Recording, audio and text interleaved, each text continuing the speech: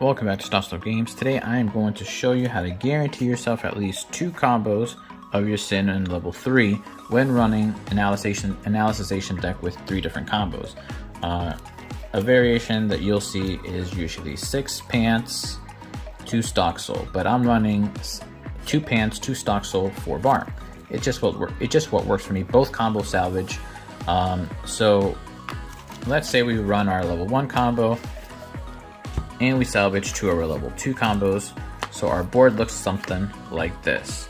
We have the Brainstormer, the Yu-Gi-Oh support, the Yu-Gi-Oh paint support in the back, 1 copy of the Yu-Gi-Oh that you need to send to memory to give 9k to these Kiritos, so they're more likely to reverse. Usually a random card, of course the Climax, and 1 copy of the piece of the puzzle for your level 3. Now your level 3 combo is an Icy Tail for 7 if you ditch this specific Kirito.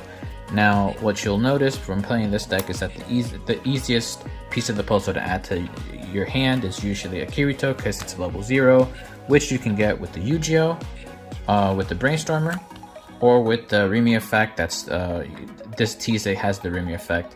On play, ditch 1, reveal the top card of your deck, salvage equal to the level you revealed or less. So you're guaranteed to salvage level 0. Now for your combos, and you're looking for, in any combination, one of these 5 cards. Our deck is made up of 4 copies of each of these, so that's 30% of our deck. 30% of our decks are hits, so you're very likely to hit 2, if not more, really, because you're going through 8 cards, so you're more than likely gonna hit 1, but we're gonna put a priority on the Sin. So let's add these to our deck, and usually at this point on your first level 2 turn, you're looking at we're gonna be at level 1 we level up green, at level 2 we level blue, and you're usually gonna be at 2-2 because after you do your level 1 combo turn, they usually send you to 2-2 usually. You know, that's you can't cancel everything. I'm gonna shuffle my deck because, well, this game has a lot of variance, so I'm gonna make this as practical as possible and shuffle and randomize things a little bit. You do exhaust a little bit of stock because you do have to pay for your 2-2-1, so usually around this time on your first level 2 turn, you're gonna have 2 stock remaining from brainstorming and needing to play the Kiritos. Half of our deck is probably going to be in the waiting room, and now we'll take our turn. We will play our stock soul. Let's add a blue card to stock. I'll add the Yu-Gi-Oh. Okay.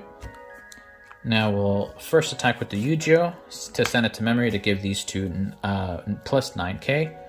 We'll trigger. Perfect. We need that for our level 3 turn. We'll crash in this lane, send this to memory. Send 1 card that's not the piece of the combo of our level 3 combo that we sculpted for to clock.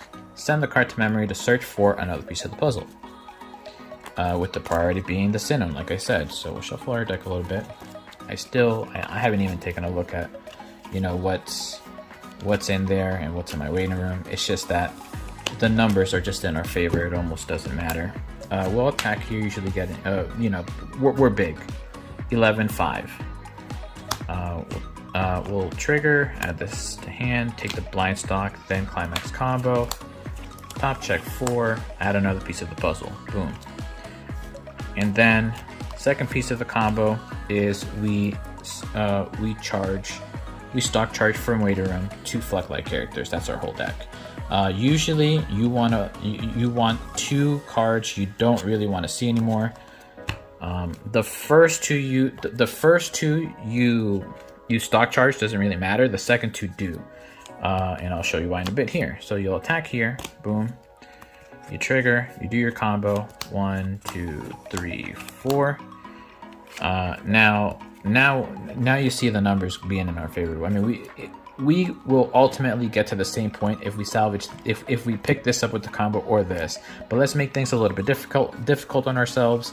and we get the Remy effect.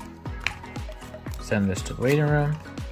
Now we want to send 2 pieces of our puzzle to stock. So what's missing? We're gonna need 2 copies of the Yu-Gi-Oh, which we already have, and 2 copies of the Sinun, which we only have 1 of. So we're just gonna add 2 copies of the Sinuns. Okay. And we'll pass turn. They'll take their turn. Usually they'll open lane here, attacked. We'll take 2. They play an early play to kill off one of the Yu-Gi-Ohs. We'll take 2. We'll level. 3, 6. We'll level yellow. 1, 2, 3, 4, 5, 6, 7, and then we'll take another 2 here. Let's say they got lucky, they trigger. Doesn't really matter. We'll heal it all off soon. Let's say they do some fancy trick and well, they clear all 3 lanes. They're bigger. All right, now we take our turn. We draw. Doesn't really matter what we'll draw. We've already guaranteed ourselves at least 2 combos and lanes, because the other Sinun we need in order for that to happen is right here, which we're about to salvage. So we'll refresh here. We'll use the Yu-Gi-Oh effect. We will pay 2, ditch 1, usually 1 card we don't need. I'll ditch 1, and we will salvage 1 card and then another card that shares a name with it, so another Sinun. And then we'll play the Sinuns out. Boom, heal 1, boom, heal the other one. In this game, we got lucky and we got another one, so we can even go for a 3rd one here, and we could do that by checking for another Yu-Gi-Oh by brainstorming here. Let's see if we can get a 3rd one. 1, 2, 3, 4. We do.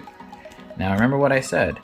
This essentially acts like another copy of the Yu-Gi-Oh. And remember, we didn't even clock this turn, so we'll add that to hand. We'll add that to hand here in a bit. Let's take it easy. We used the effect here. You know, we paid 2, ditched 1. And rested it, so it's done its job. We're gonna play over it. We're gonna ditch a card. We're gonna reveal. We're guaranteed at least a level 0, even if we trigger a climax. So we're gonna add the Kirito, and now we have 3 copies of the combo. This was this was not intended. I just wanted 2 lanes of it, but we ended up with 3. So that's just how this deck kind of functions. Okay, one last thing I wanted to add is that I already know that some people are going to be a little speculative in that I got a little lucky triggering a pants. Well, okay, let's say for example, I didn't trigger a pants and this was our hand. Okay, so instead of using the Yu-Gi-Oh to salvage the Sinun, I would have gotten 1 copy of the Sinun combo and 1 copy of the Sinun climax swap, which is a 2 of in this deck, but very likely to hit, especially if you send it to your stock with your level 2 combo. Okay, so in this case, instead of I would have actually had 1 more stock,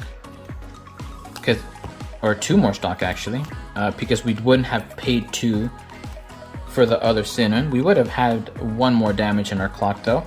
Okay, so we would have, our field would have looked more like this. But this way, we still could have paid 1, ditch a climax, salvage the climax to still do the combo. So it wouldn't have changed much. But I wanted to add this to the video so you have that play in the back of your mind in case you don't trigger the way you want to trigger.